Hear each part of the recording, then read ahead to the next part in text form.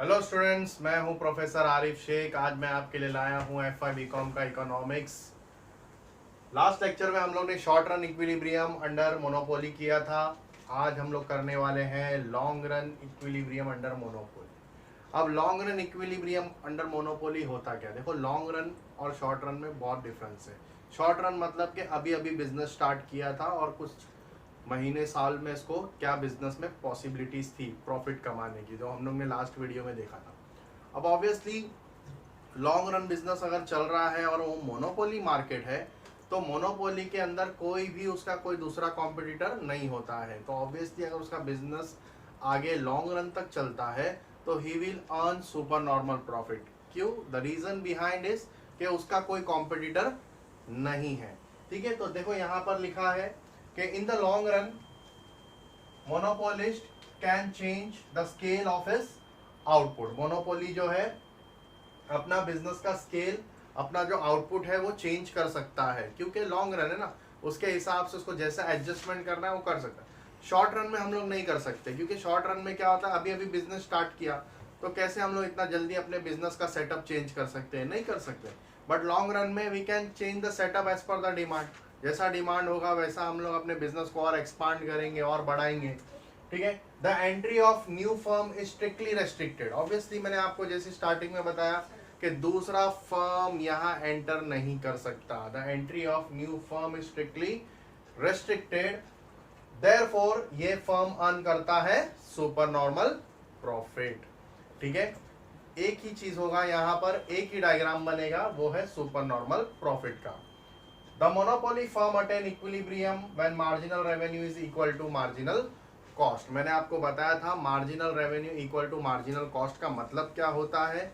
उसी कॉन्सेप्ट के साथ हम लोग यहाँ पर डायग्राम बनाएंगे। ठीक है, तो लेट्स स्टार्ट। हम लोग अभी डायग्राम्स बनाने वाले हैं। The monopoly firm attain equilibrium when marginal revenue is equal to marginal cost. जैसे स्टूडेंट्स मैंने आप लोग को समझाया था, हमेशा याद रखना, फर्म्स ये देखता है कि मार्जिनल रेवेन्यू इक्वल टू होना चाहिए मार्जिनल कॉस्ट को। फर्म कॉस्ट आगे नहीं बढ़ाएगा अगर उसका प्रॉफिट कम होता है। तो मैंने इसके ऊपर वीडियोस भी बनाए हैं, आप उसको जाके चेक कर सकते हो। ये सारे कंसेप्ट मैंने आपको बताया था।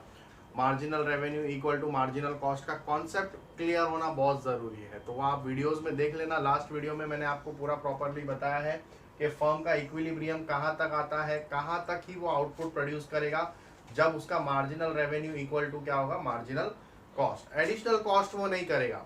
अगर एडिशनल कॉस्ट करने से उसका प्रॉफिट कम होता है या रेवेन्यू कम होता है तो वो वहीं पे स्टॉप हो जाएगा। समझ में आया? जैसे मैंने बताया था लास्ट वीडियो में भी, एक लेबर अगर आपको 10 आउटपुट दे रहा है, 20 लेबर आपको 20, 30, 3 लेबर आपको 30 आउटपुट दे रहा है, लेकिन अगर 4 लेबर हायर कर रहे हो, आप ज़रूरत से ज़्यादा कॉस्ट बढ़ा रहे हो, तो 4 लेबर की वजह से वो कम हो जा रहा है, 20 पे आ जा रहा है, तो वो आप उतना कॉस्ट आगे नहीं बढ़ाओगे। तो marginal revenue should be equal, always equal to marginal cost.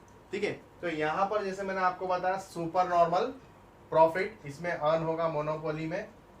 Super normal profit का एक सिंपल सा मीनिंग आप लिख सकते हो कि when total revenue is greater than total cost, या हम लोग यहाँ पे और आगे लिखेंगे, एक्सपांड करेंगे, average revenue is equal to greater than average cost. मतलब जब आपका रेवेन्यू ज्यादा रहेगा और कॉस्ट कम रहेगा, आपका एवरेज रेवेन्यू ज्यादा रहेगा और एवरेज कॉस्ट कम रहेगा, कॉस्ट कम रहेगा और इनकम ज्यादा रहेगा, तो that is earn super normal profit. ठीक है, तो अब हम लोग इसके बाद सीधा डायग्राम पे आएंगे। सिंपल लैंग्वेज में लिखना है कि when total revenue is greater than total cost और when average revenue is greater than average cost, the firm earn super normal profit. अब डायग्राम्स की बात करेंगे हम लोग सुपर नॉर्मल प्रॉफिट की। तो सबसे पहला मैं यहाँ पर बनाऊंगा एवरेज रेवेन्यू कर्व। सबसे पहला बनेगा AR। यहाँ पे LAR इसलिए लिख रहा हूँ क्योंकि लॉन्ग रन है। ठीक है, ये डायग्राम का ये लाइन कॉन्सेप्ट नीचे क्यों जाता है, इसके ऊपर भी मैंने लास्ट वीडियो बनाया था। स्टूडेंट्स देखो, ये इकोनॉमिक्स में आपको हर एक वीडियोस को स्टेप बाय स्टेप देखना होगा, तभी आपको प्रॉपरली क्लियर होगा कि ये रेवेन्यू की लाइन नीचे क्यों जा रही है। उसके ऊपर हमने पूरा कॉन्सेप्ट बनाया TR, AR और MR का मोनोपोली के अंडर में। वो टेबल भी मैंने आपको प्रॉपरली बना के दिखाया, आप प्रॉपरली इसको वीडियो देखना स्टेप बाय स्टेप, तो आपको क्लियर हो जाए। तो एवरेज रेवेन्यू बनाया, उसके बाद हम लोग आएंगे मार्जिनल रेवेन्यू पे LMR, मार्जिनल रेवेन्यू कब नीचे गया। अब यहाँ पे बोला है मोनोपोली का इक्विलिब्रियम कब अटेंड होगा, जब मार्जिनल रेवेन्यू इक्वल होगा किससे, मार्जिनल कॉस्ट से। तो मार्जिनल कॉस्ट हमेशा अपवर्ड जाएगा, LMC। देखो मैंने आपको वीडियो में लास्ट वीडियो में भी बताया था कि कॉस्ट कभी कम नहीं होता है, कॉस्ट हमेशा बढ़ते रहता है, ठीक है। तो कॉस्ट अपवर्ड जा रहा है, यहाँ पे दोनों इक्विलिब्रियम दिख रहा है आपको, LMR और LMC, रेवेन्यू और मार्जिनल कॉस्ट का इक्विलिब्रियम आया यहाँ पर। इस इक्विलिब्रियम पे मतलब अब यहाँ पर फर्म को पता है कि भाई 3 लेबर अगर मैं हायर करता हूँ तो मेरा मैक्सिमम आउटपुट आता है और मैक्सिमम प्रॉफिट आता है। इक्विलिब्रियम है ये मेरा, इसके आगे मैं कॉस्ट नहीं करने वाला हूँ, मार्जिनल कॉस्ट में आगे बढ़ाने वाला नहीं हूँ, एडिशनल कॉस्ट में नहीं करने वाला हूँ। मार्जिनल कॉस्ट मतलब एडिशनल कॉस्ट, मार्जिनल रेवेन्यू मतलब एडिशनल रेवेन्यू। क्योंकि अगर आप मार्जिनल कॉस्ट एडिशनल कॉस्ट कर रहे हो और आपका रेवेन्यू कम हो रहा है तो आप वो कॉस्ट नहीं करोगे। तो इक्विलिब्रियम हो गया। इक्विलिब्रियम पे फर्म ने अपना आउटपुट सेट किया क्यू आउटपुट हो गया, क्वांटिटी पे है। फिर हम अपवर्ड जाएंगे, AR को टच करेंगे, AR मतलब एवरेज रेवेन्यू इनकम, यहाँ पे मैंने नाम दिया C इनकम हो गया। फिर यहाँ पे ये इसको टच करेगा प्राइस को, तो अब टोटल रेवेन्यू बन गया OPCQ,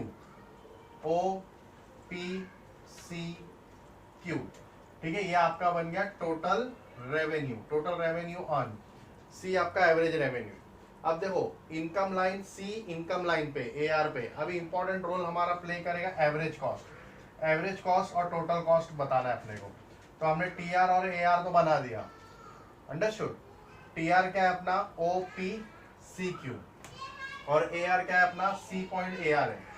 C किस पर है, AR पर है। अभी हमको बनाना है एवरेज कॉस्ट का कर्व ऐसा अपवर्ड जाता है। मैंने बताया आपको कॉस्ट कभी भी कम नहीं होता है, वो अपवर्ड जाता है। तो कॉस्ट की लाइन को हम लोग इनकम लाइन के नीचे से लेंगे, लेकिन देखेंगे इक्विलिब्रियम से बराबर। तो हम लोग कॉस्ट की लाइन को, एवरेज कॉस्ट को नीचे से कंसीडर करेंगे। यहाँ पर मैंने इक्विलिब्रियम लाइन से इसको टच किया, मैंने यहाँ पर इसको नाम दिया A और यहाँ पे नाम दिया B, OBAQ। टोटल कॉस्ट मेरा बन गया OBAQ। देखो A जो है कॉस्ट के ऊपर है, तो OABQ,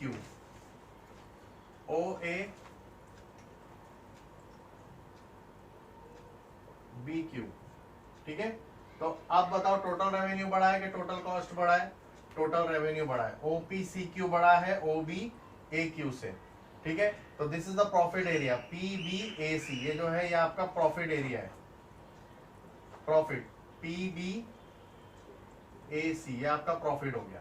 देखो C जो है वो आपका एवरेज रेवेन्यू है, A जो है वो कॉस्ट पे है ना, तो वो आपका एवरेज कॉस्ट है। तो C बड़ा है A से, C जो है वो एवरेज रेवेन्यू पे, A जो है एवरेज कॉस्ट पे, तो C is greater then A।